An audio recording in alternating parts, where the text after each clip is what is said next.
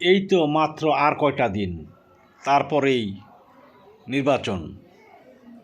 নির্বাচনের পরেই সম্ভবত ডক্টর ইউনূসের ছুটি।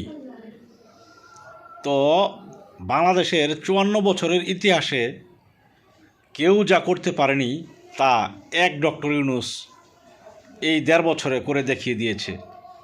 জানি না সামনে আর কেউ এরকম করতে পারবে কি না, নাকি আবারও আমাদের এই দেশটা ভারতের গোলাম হয়ে থেকে যাবে। জানা নেই সামনে কি হয়।